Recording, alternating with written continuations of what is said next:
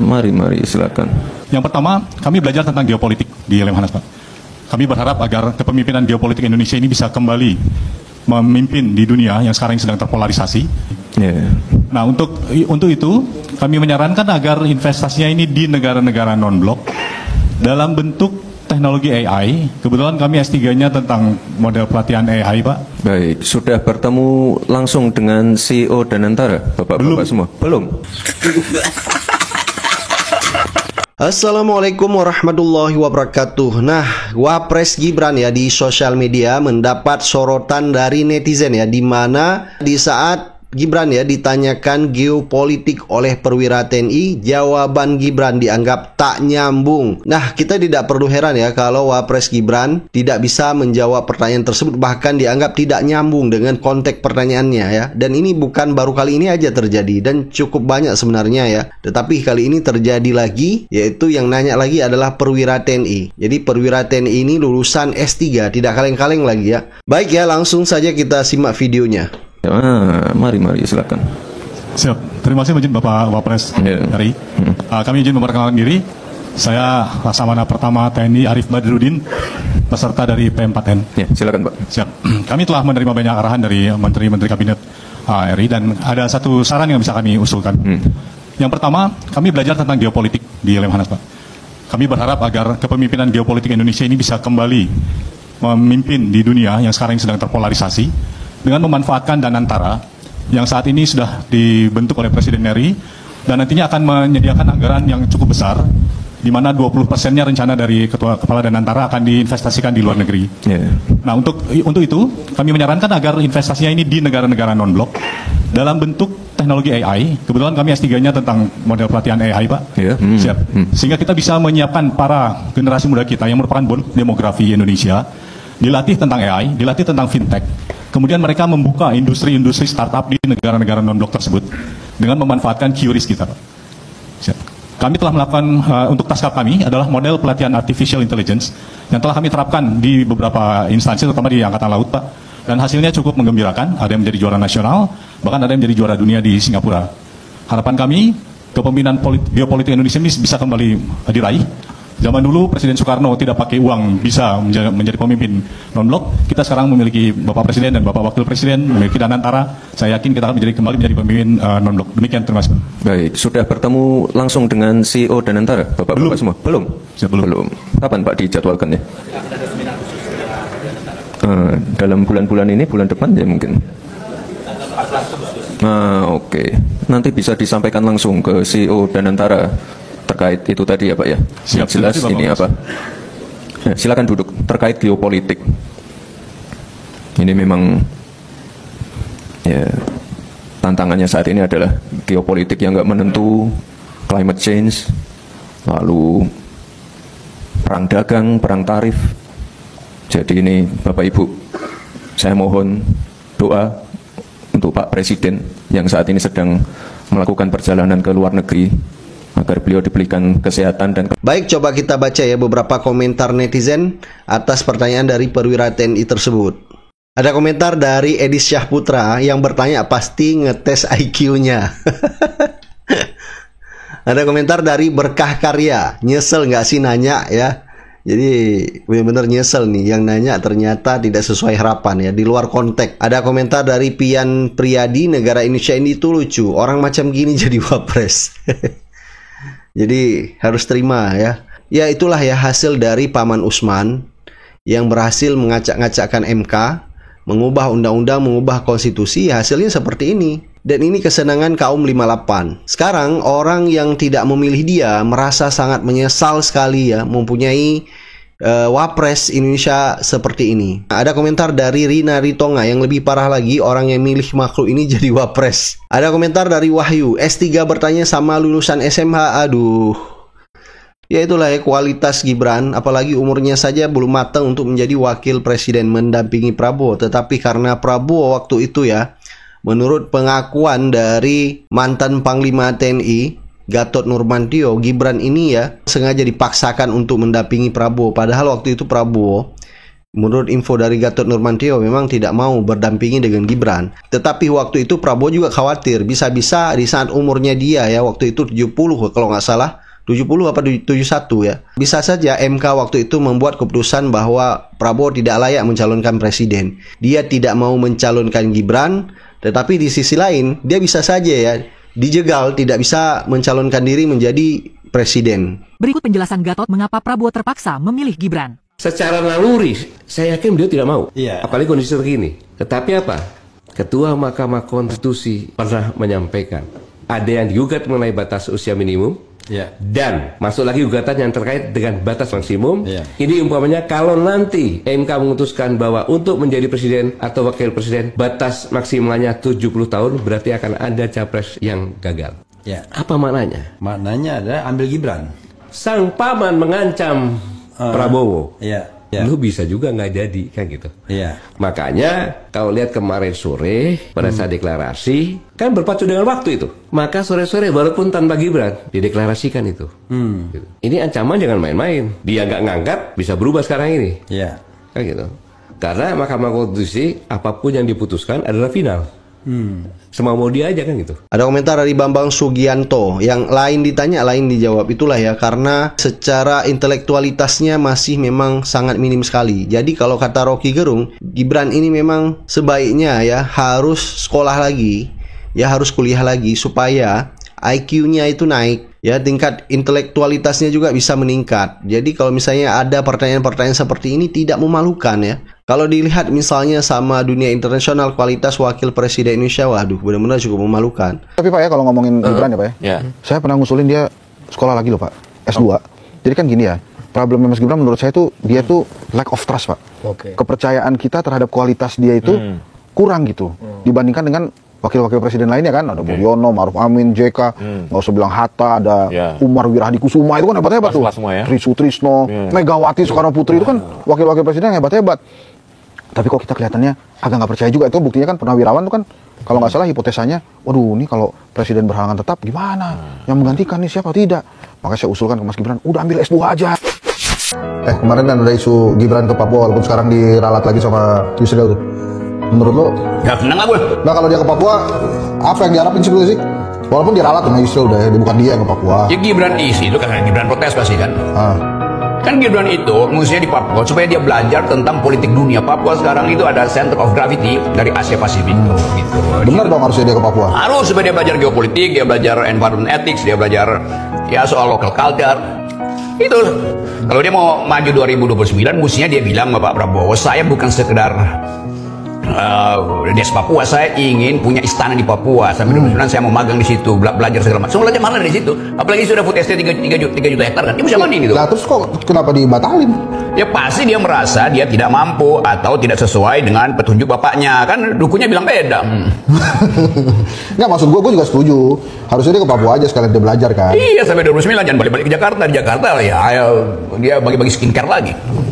Padahal yang dibutuhkan adalah brain care. Jadi kalau nggak jadi ini, yang rugi itu dia apa rakyat Indonesia sebetulnya? Dia nggak jadi ke Papua nih. Dia nggak ngapa-ngapain juga, rakyat Indonesia nggak ada ruginya. Justru dia yang mesti belajar sebagai anak muda. Konflik, gimana ketegangan antara Indonesia dan Australia, kan udah deket Australia itu kan. Bahwa di Australia, di Darwin tuh pemerintah Australia memfasilitasi naval, apa namanya, angkatan laut Amerika untuk parkir di situ tuh. Dia pasti apa ya, mantau Indonesia dong pasti kan. Beberapa senjata kendali jarak jauh itu dari Australia itu diarahkan justru ke Indonesia tuh. Itu kan Gibran mesti paham. Masa dia paham soal, dari situ dia belajar tentang aura politik dunia, bukan aura farming doang.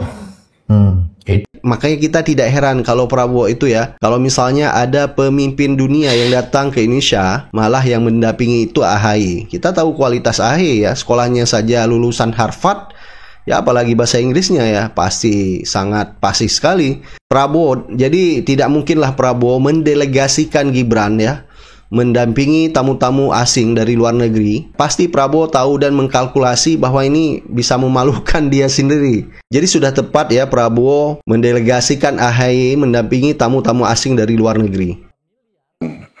Saudara Menko, karena memang sudah lengkap sebetulnya tidak perlu panjang lebar keynote address saya. Sudah lengkap kan yang beliau sampaikan. Tapi saya senang karena berarti saya tidak salah pilih Menko Infrastruktur.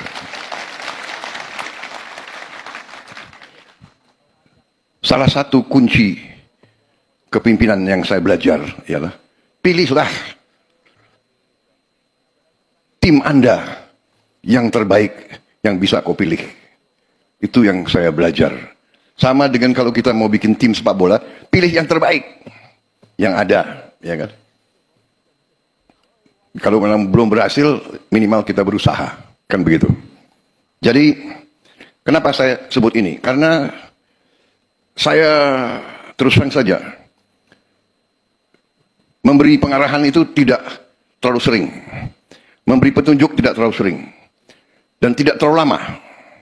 Saya memberi petunjuk kepada saudara Yudhoyono ini, saudara AHY, tidak sering dan tidak panjang lebar.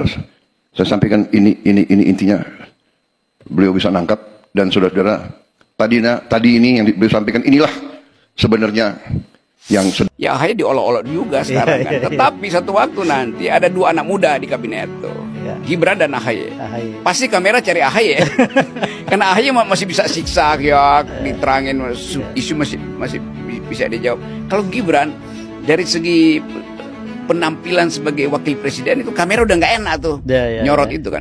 Jadi Jokowi nanti akan cemburu lagi, loh kok bukan Gibran yang disorot oleh kamera. Jadi mungkin Gibran itu akan mengalami semacam sindrom Pak Ma'ruf Amin lebih cepat gitu. Hilang mengalami Pemakrup Aminan lebih cepat. Yes. Itulah ya. Oke. 2029 kira-kira PDI itu jadi wakilnya Pak Prabowo atau maju sendiri? Siapa itu? Surya Paloh. Apa katanya? Nah itu tuh dimarahin nggak sama Bang Surya kalau dibocorin? Pelan-pelan aja ngomongnya. Nah? Pelan-pelan. Soalnya gue baru ketemu salah satu waketum partai yang baru dipanggil Pak Jokowi dan dia bilang saya nggak suka Agus Yudhoyono. Oh. Berarti kan kok Solo bersuara nggak suka Agus Yudhoyono, kenapa nih? Dan kenapa abis itu AHY nggak disalamin sama Gibran gitu? Oh, iya. Jadi di dunia ini nggak ada yang kebetulan, makanya gue balik ke Rusia pusing gue di sini. Gitu ya? Ya apa aja yang gue ketemu orang, gue pikir cuma ngomong-ngomong ringan, kejadian. Pesan-pesan buat Bu Mega juga biasa, buat Mas Gibran lah. Mas Gibran tolong sampaikan Mas Gibran ke Bapak yang di Pati itu, ya hati-hati sama bendera, karena bendera itu ketika digerakkan oleh semangat itu menjadi sebuah kekuatan. Dan belajar dari Pati, jangan coba-coba membuat Pati. Jadi kalau kita lihat ya, seperti Rocky Gerung masih keras sekali ya mengkritik Gibran, apalagi dianggap public speakingnya ini belum bisa ya mewakili seorang wakil presiden. Jadi wakil presiden itu menjadi ban serepnya Prabowo. Makanya kita kemarin tidak heran ya jika purnawirawan TNI menginginkan Gibran dimakzulkan. Karena kalau misalnya terjadi apa-apa sama Prabowo, yaitu berhalangan tetap, maka yang menggantikan pasti Gibran. Mau dibawa kemana muka bangsa ini ya? Kalau misalnya Gibran menjadi presiden, apalagi secara kualitas memang benar-benar tidak memadai. Nah, menurut Rocky Gerung ya, pemakzulan Gibran ini terus berjalan dan Rocky Gerung menganalisa bahwa yang menjadi wapres pengganti nanti ini adalah Puan Maharani. Sejak pencalonan Gibran yang kontroversi itu, di Mahkamah Konstitusi juga sudah menjadi catatan, bukan catatan nasional saja, jadi catatan internasional. Saya sudah memperkirakan bahwa ke depan dalam tempo yang tidak terlalu lama dari pelantikan Presiden Prabowo Subianto dan Gibran Rakabuming sebagai wapres, ini akan menimbulkan perkara di kemudian hari. Melanggar undang-undang, artinya melawan cita-cita kenegaraan kita. Kedua, korupsi. Ketiga, penyuapan. Keempat, melanggar pidana berat. Dan yang kelima itu melakukan tindakan tercela. Jadi saya melihat tindakan tercela ini yang akan menjadi poin akan dimajukan di dalam forum DPR, MK maupun parlemen. Prabowo Subianto tidak pernah menolak usulan dari Forum Purnawirawan ini. Tidak pernah menolak. Dan partai-partai politik juga tidak pernah ada yang menolak. Tidak ada. Potong sedikit, Pak. Artinya kalau Pak Prabowo sebagai presiden katakanlah tidak setuju atau menolak, dia bisa langsung mengajukan keberatan itu? Oh bisa, dia kan ketua umum partai. Atas nama ketua umum partai. Iya, dan dia juga dalam tanda petik sesungguhnya ketua umum Koalisi Indonesia Maju kan? Dalam tanda petik kan? Karena dia yang mimpin pemerintahan. Gak pernah ada tuh. Jadi menurut saya ini peluangnya ada.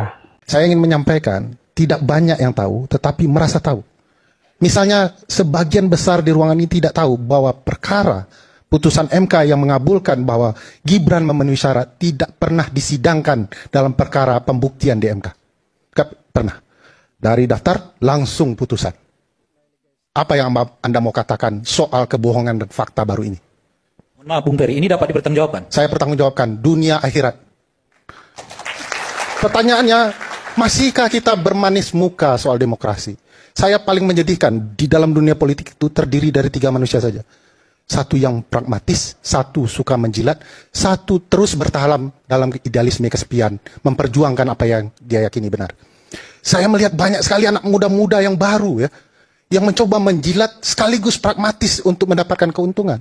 Tapi di sisi lain saya percaya banyak anak muda yang sadar betul banyak haknya terlanggar. Dari sekian banyak anak muda, cuman satu anak muda yang boleh dapat karpet merah ini, yang namanya Gibran Rakabuming Raka. Saya tanyakan, berapa banyak anak muda yang pintar-pintar dengan segala prestasinya? Apakah mereka dapat karpet merah ini? Banyak anak muda yang miskin, tapi tidak pernah punya kesempatan yang sama dari pelaku-pelaku kecurangan ini. Orkestrasi apa yang paling buruk menurut saya adalah mengorkestrasi konstitusi dan undang-undang untuk keuntungan pribadi keluarga sendiri. Terima kasih.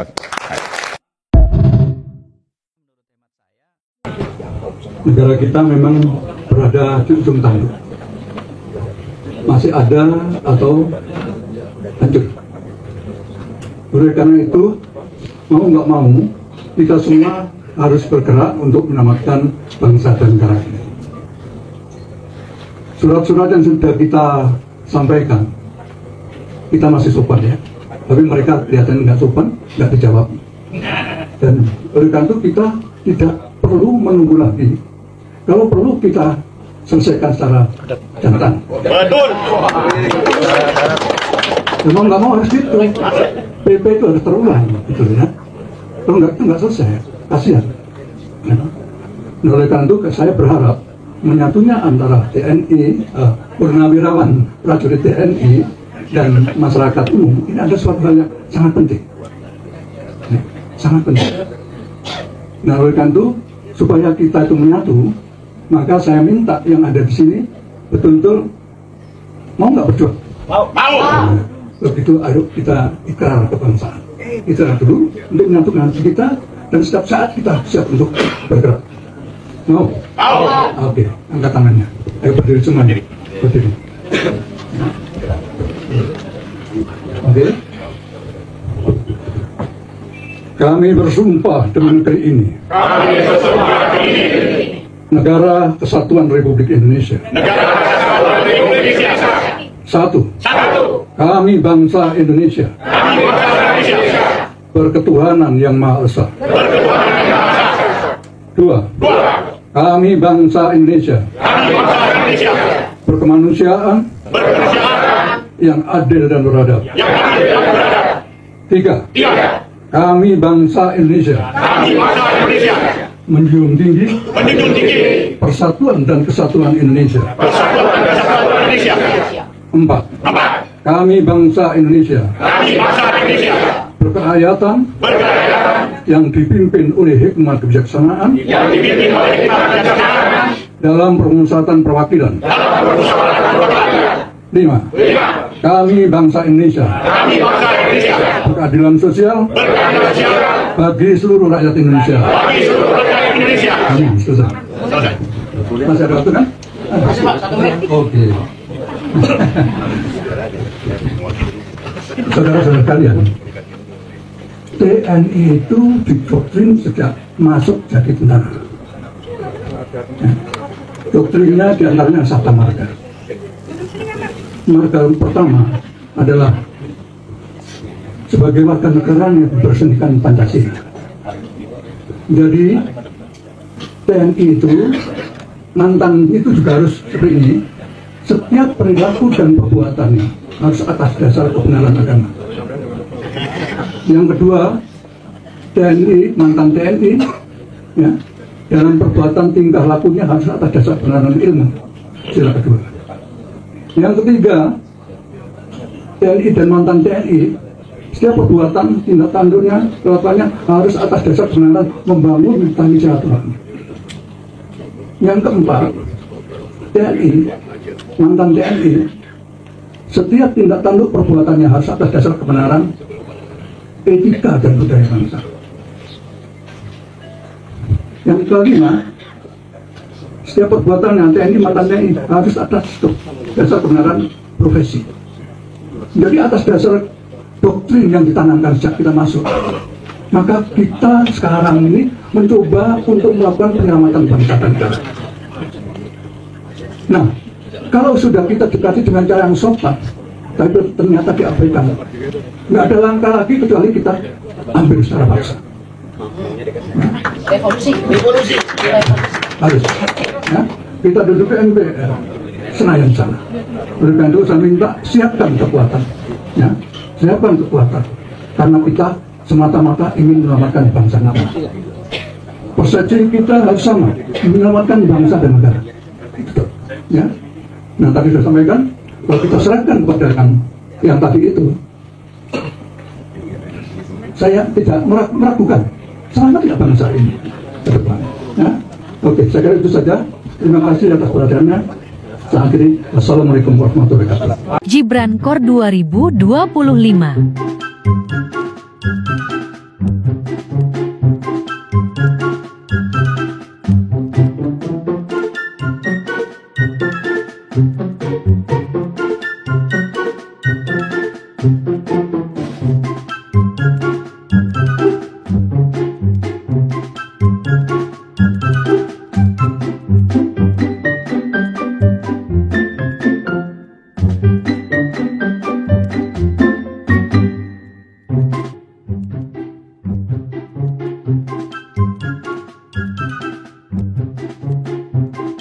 Bismillahirrahmanirrahim.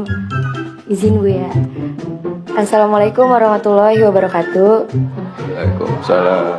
Saya ingin bertanya kepada Mas Gibran, apa saja kiat sukses untuk generasi muda di masa depan, yang dimana nanti kita akan di beberapa tahun kemudian nanti kita akan melewati, mengalami dan mendatangi masa itu.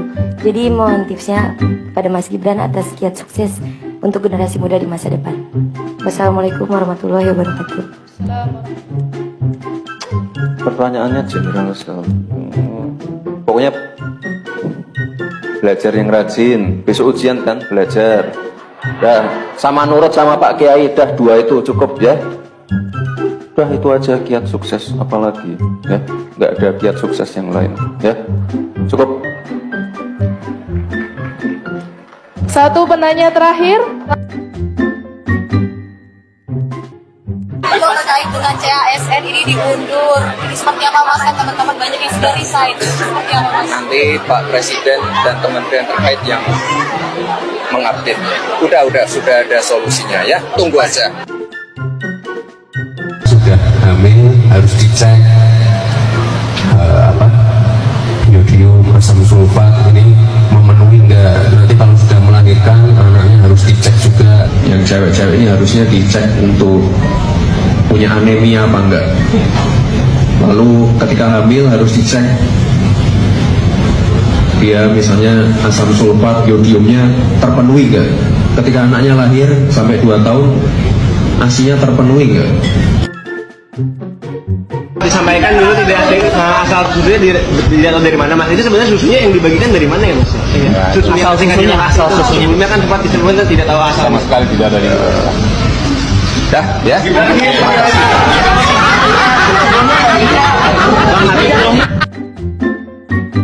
Duluan diketemuin Mas Gibran. Ketika sampai di Jakarta nanti agendanya apa duluan ketemu Pak Jokowi dulu kan? Enggak sih, saya mau mandi dulu di hotel ya. Saya meyakini pembangunan IKN ini bukan hanya membangun istana yang megah, tapi juga sebagai simbol transformasi pembangunan di Indonesia. Ya, dan saya yakin semua kan dilibatkan, UMKM, warga lokal dan lain-lain. Ini saya pertama kalinya ke IKN, Bapak Ibu, ini luar biasa sekali. Mohon doanya. Saya ingin bertanya, bagaimana sih motivasi anak muda yang ada di sini untuk agar tidak menjadi tamu sendiri? Selama pembangunan IKN ikut dilibatkan nggak? Dari musyawarah, rapat-rapat pasti dilibatkan ya Pak ya? Untuk pembangunan apa, master plan segala macam? Ada diskusinya dulu kan?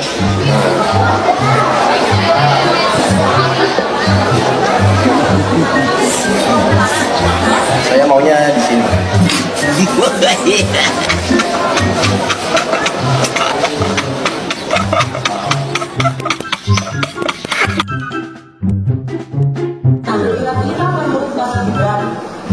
Bagaimana cara mahasiswa muda, orang muda sekarang bisa berinovasi di teknologi seperti yang Mas Gibran lakukan?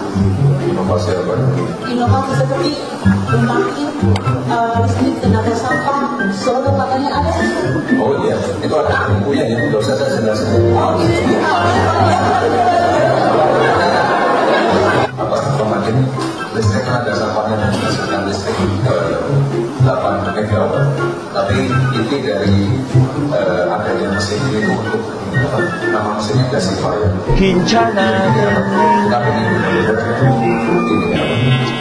apa?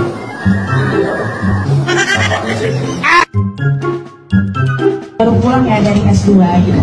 Dan kebetulan saya merasa bahwa saya kan merupakan kaum anak milenial dan saya merasa bahwa lapangan pekerjaan sekarang itu sangat sulit digapai karena banyaknya permintaan orang dalam. Apa solusi terbaik dari Mas Gibran? Jadi pengusaha.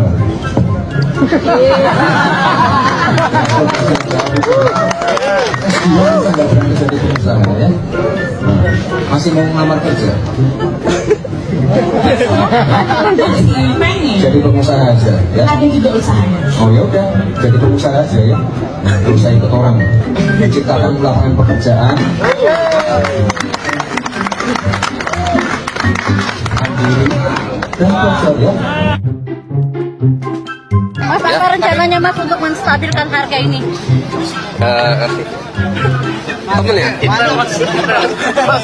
Enggak, apa? Akhir tahun kan memang harganya lagi naik semua nih Bu ya. Insya Allah awal tahun udah stabil ya. Nah, ini dari sisi konsumen ini. Saya klarifikasi tadi adalah tax ratio dan menaikkan pajak Pak, itu beda. Kita ini tidak ingin berburu di dalam kebun binatang. Kita ingin memperluas kebun binatangnya. Kita tanami, binatangnya kita gemukkan. Artinya apa? Membuka dunia usaha baru. Nah, ini parah nih.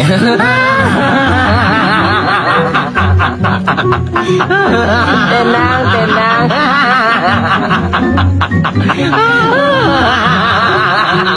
Nah, ini parah nih.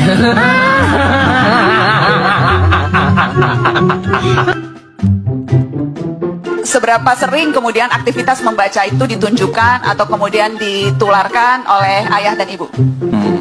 Wah susah itu. Tadi katanya mau bahas baca. Kalau saya sendiri sih jujur aja orangnya apa ya, nggak suka baca. Iya. Kok polos banget? Pencitraan dikit dong Mas. Jangan. Ya apa adanya dong. Enggak, kalau saya sih suka baca, sukanya baca ini apa? Komik. Satu lagi pesan itu pas buat tempat yo sesuk wae yo saiki sel mah ora kan duit sesuk kan ditayangke sesuk maksa to kamu semuanya jawaban nangis tuh beritanya besok pagi yuk nangis sama kostum apa Mas Pauli? Hah? Pakai kostum apa? Semberitannya nggak dibawa, Mas? Semberitannya nggak dibawa? Semberitan.